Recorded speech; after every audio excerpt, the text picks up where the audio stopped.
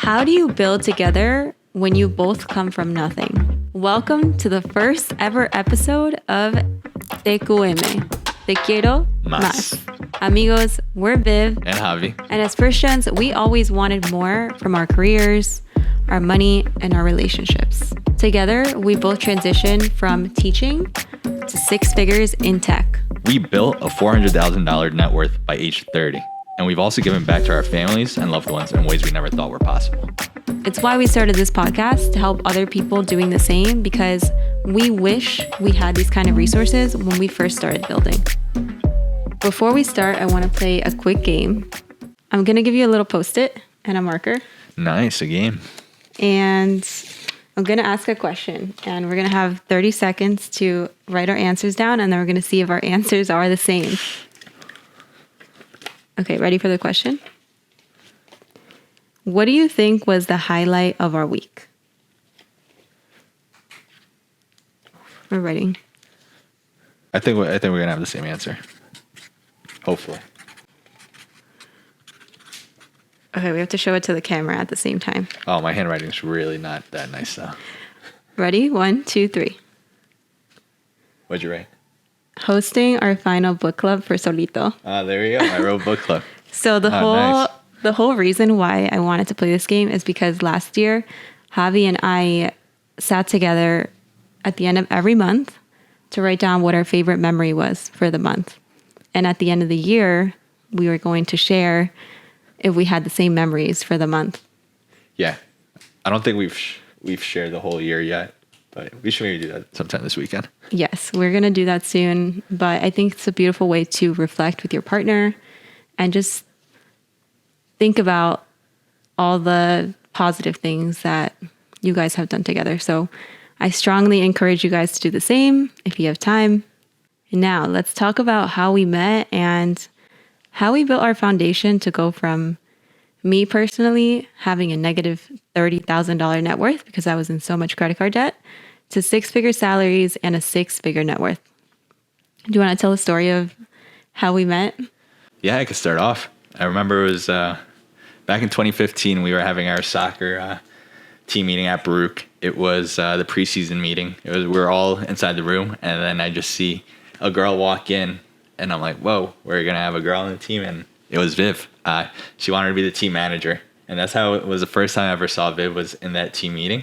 And then a couple months later, she was the team manager, and she was also working at the office that I was working at Baruch. We were helping our coach out with his day-to-day job, so we were in the office. It was my coach, Viv, another friend, and I were coworkers. We were great friends for a full year. I knew Viv was into me from the start. She's going to say I wasn't, but I definitely was. I was also into her, but I thought being friends for a full year, really getting to know each other, has definitely laid out a great foundation to our relationship now, because I feel like we're best friends. We love to hang out with each other. Yeah, we're a husband and wife, but we're also best friends. I think that we got to know each other on a really deep and intimate level before we even started anything romantically, which was really nice because I knew that he liked me for me. And at the time, I was very insecure about myself, not just financially, but also physically.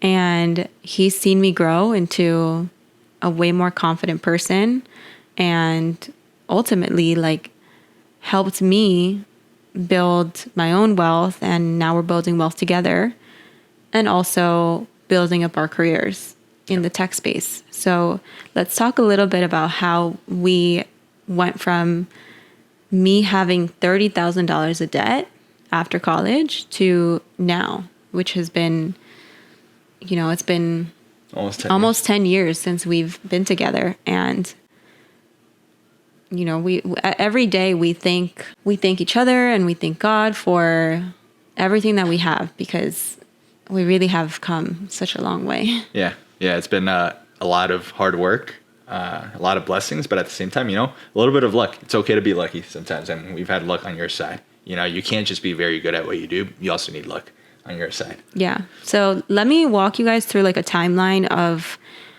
every year of our relationship, kind of where we were financially, career wise, and also just relationship wise, because ultimately, our relationship and our love has helped us get to where we are.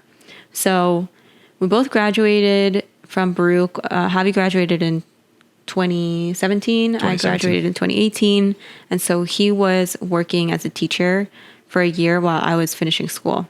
And out of college, we both decided to work as teachers because, as first gens, there's not a lot of career paths that you're familiar with. We both come from families of immigrants, and our parents, they did an amazing job, but unfortunately, they weren't really aware of all the career paths out there. So they really tell us like, hey, you should explore this, or you should, look into these specific titles. They just told us, work hard, keep your head down, and be grateful.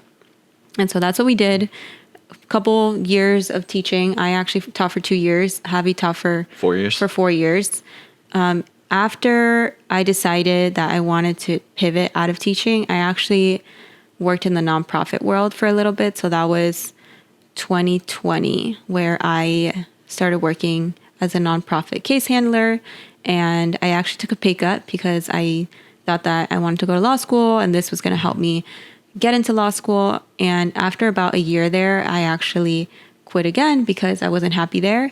And I told Javi, hey, I think I want to go into tech. I'm seeing all these people on LinkedIn and my network, and they seem to be making really good money, growing in their career, and there's just a lot of opportunity. Like, why not? He supported me and he was like, yeah, 100%. Like, if that's what you want to do, like, apply. And so I finally got my foot in the door through a contractor role.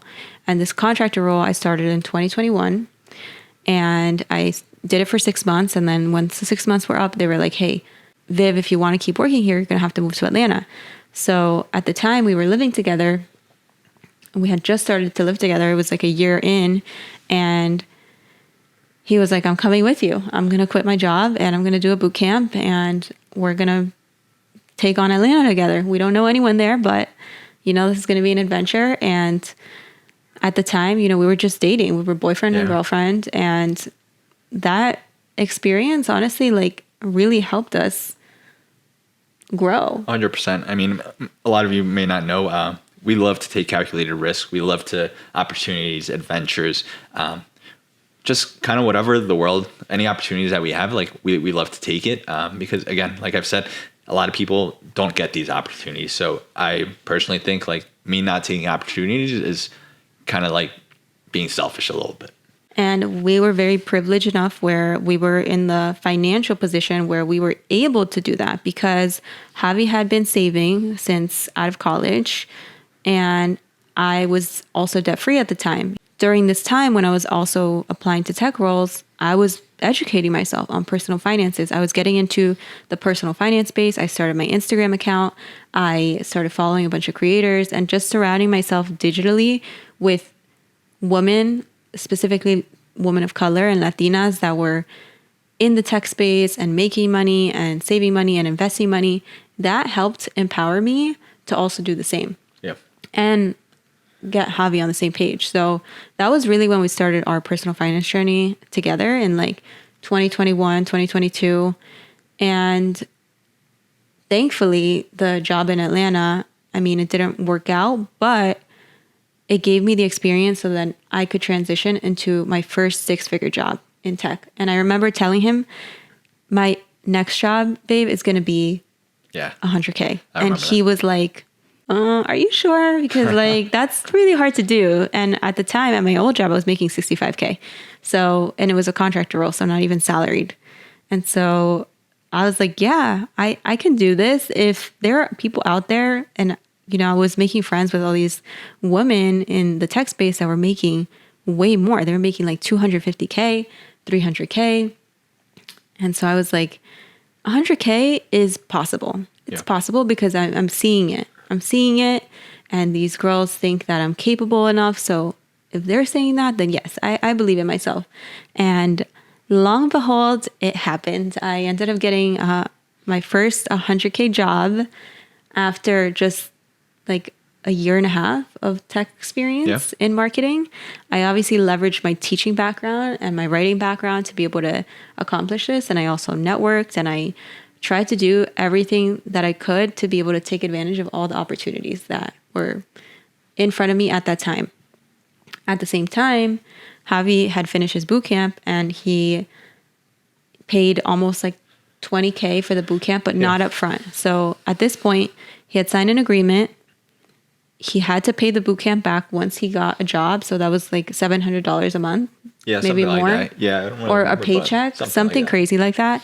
And he was looking for jobs, software engineering jobs.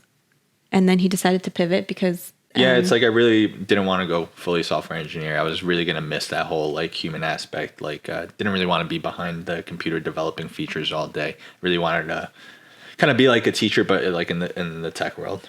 So he explored other type of roles that were a little bit more customer facing, but also technical. And that's how he ended up getting his first job offer in tech, which was a technical support specialist role at a like financial technology company. And thankfully, both our roles were remote. So we ended up kind of getting those roles in 2022 when we were in the middle of moving back to New York. And so we moved back to New York. We're in those roles, and those jobs just opened up so many opportunities for us, because after you have a little bit of experience in tech, you start getting recruiters reaching out to you. You are able to apply to other jobs with more leverage. And we were happy at those jobs, but we wanted more. And it's okay to want more. It makes you human, especially if you see all of the people around you also leveling up and growing in their careers and in their money and financial life. It kind of makes you want to do the same too. Like, why not you too? So that's what we did. And we both ended up, it was funny, like after my job at Greenlight, so my first 6-figure job, I went from 100K to 150K, and I went to like a fintech. And so at that point, I was making a lot more than Javi, and then not a lot more, but it was like maybe like a 50K difference. Yeah. And then he got another job at another software company. And that specifically, which I always say, like, leverage all your skills that you have in the past, was specifically because of my tech skills, but also because I was bilingual. So shout out to my parents for teaching me Spanish. But you see, like, every skill that you have can always bring value to the new job, as long as you like make it very vocal of the skills and how they can translate to the new role. Mm-hmm. You know, more recently, like after those 2 jobs, we both started new jobs, and that was this year. So it's been about 4 years. A little bit less than 4 years. Yeah, I was a teacher longer than I've been in tech. Yeah, and we grew our income super quickly. But again, it was all because we were able to work together, you know, encourage each other to go after opportunities that were there for us. And so, you know, I was able to quit my job recently to be able to just take a career break and also work on my content business. And now Javi's new job, thankfully, covers all of our basic needs, you know, our monthly expenses, and we're still able to save and invest. I think my main takeaway here is just work together with your partner on shared goals. Talk about those goals often and make a plan, not just for the short term, but also for the long term, in terms of, is the career I'm in actually going to have a path for me to not just make more, but also, you know, be happy with my work-life balance and give me the opportunities to enjoy that money with my family and with my partner, and be able to do all the experiences that I want to do with my loved ones. I think that's been a big part of our success. 100%. I think we're together as a team. And for our first ever podcast episode, we are going to feature 3 questions that came in from the audience, specifically my community. I asked some of you guys to submit questions about money, about careers, and about love, We hand selected 3 to feature in this first episode of our podcast, TechQuiero Más. So we're going to get into it. So the first question is going to be about money. What helped you as you were getting out of wealth? I think they meant to say debt here. Was it working hard to get jobs, or was it investing in budget sheets and books? I think I could answer this one because, as I mentioned, I used to be in a lot of credit card debt, and I also helped my parents pay off their credit card debt as well.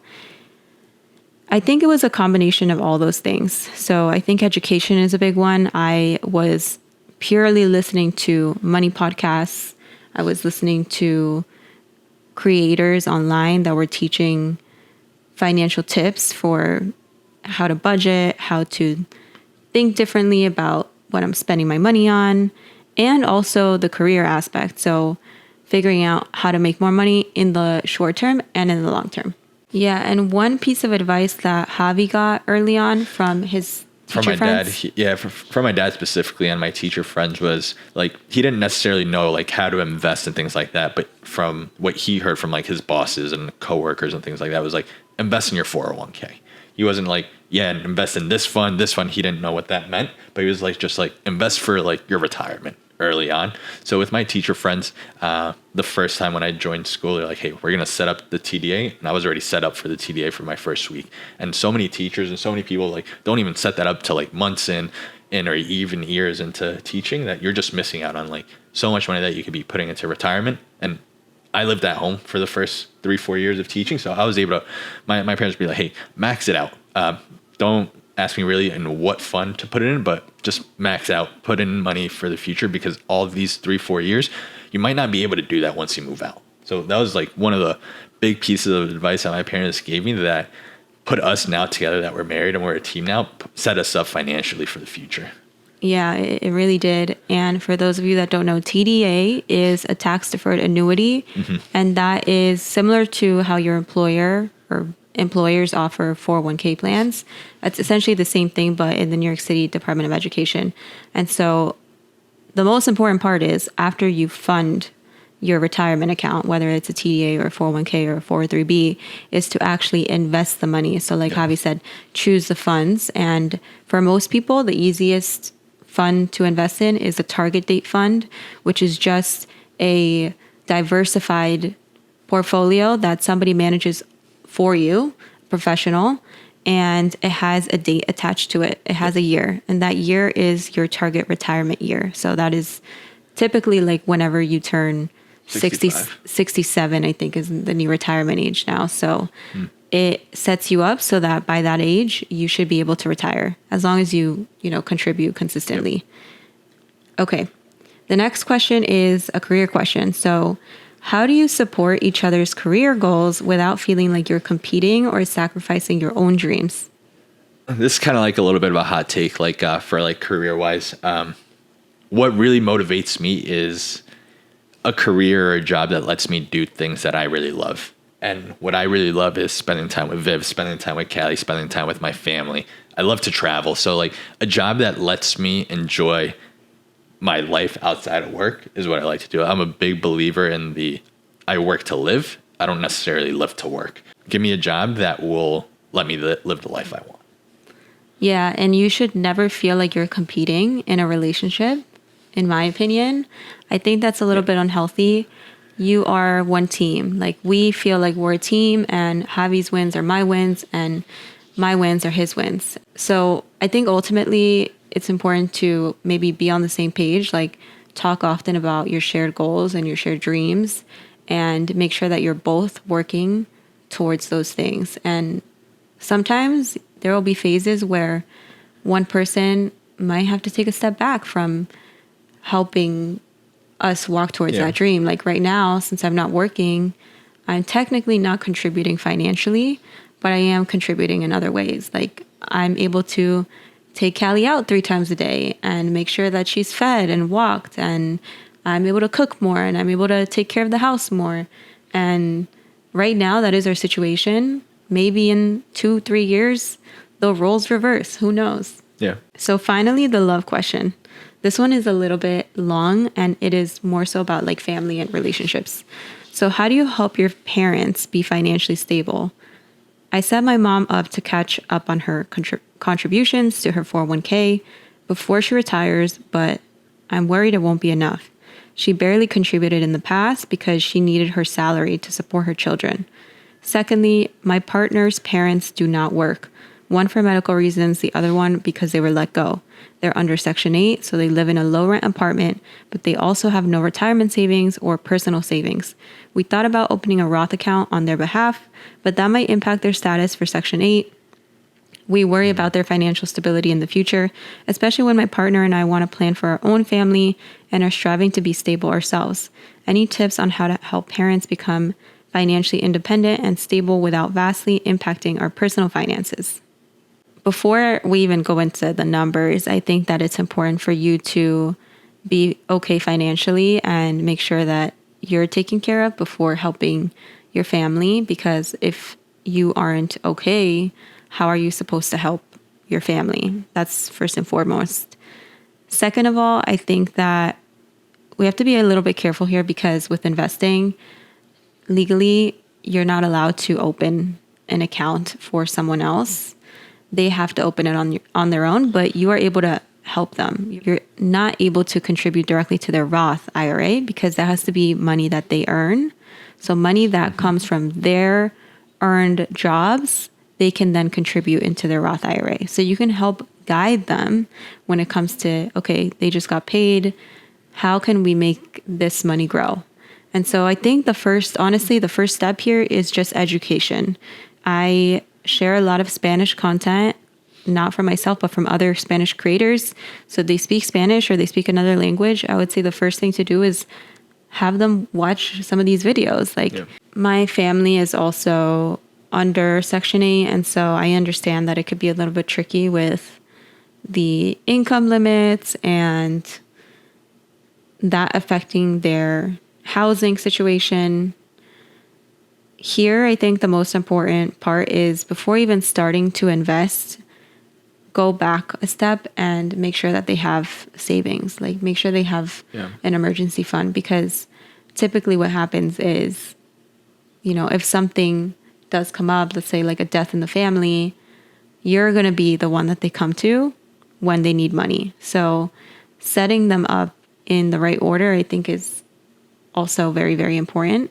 The way I did this is we both did this. We both helped our parents open up a high yield savings account.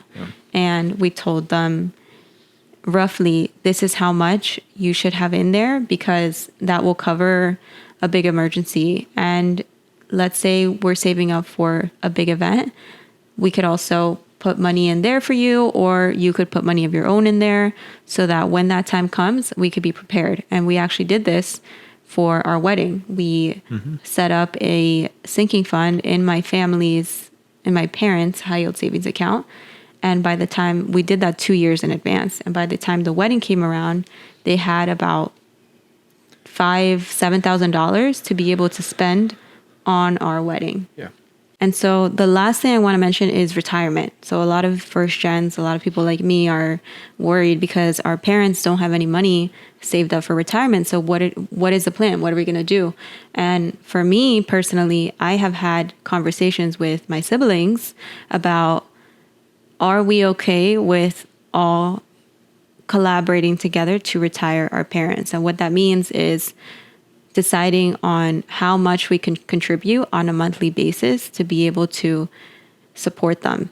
And again, kind of based on your financial situation, maybe one sibling can afford to pitch in more. So in my situation, I know that I'm going to be the one who is maybe going to have to give 50 to 75% of that total amount. And my brother and my sister, who are not in great financial situations yet, are going to be giving less, but they're still okay with giving. So that's one conversation that you all should have as a family. And I know those conversations are really, really hard to have, especially when you've never spoken about those things, but they're so necessary. And the earlier that you have those conversations, the better and the more comfortable you will feel when that time comes. 100%. And I think that goes back to the beginning part where you said, Viv, that you have to take care of yourself first before you can take care of others, right? When this situation comes, you you can maybe want to take care of your parents so much and give them so much, but if you didn't take care of yourself first and have that money, then you won't be able to help them as well. This is going to be a crazy analogy. I really like comparing life to like, or helping people to the, what do they call it? On the airplane, when if the oxygen mask falls, right? What do they tell you first? Do you put it on the person sitting next to you first, your daughters or your family members, or do you put the mask on yourself first, right? You put the mask on yourself first to make sure you're okay first, and then you help the person next to you who might be struggling. This was TechQuiero Más for couples that are building together.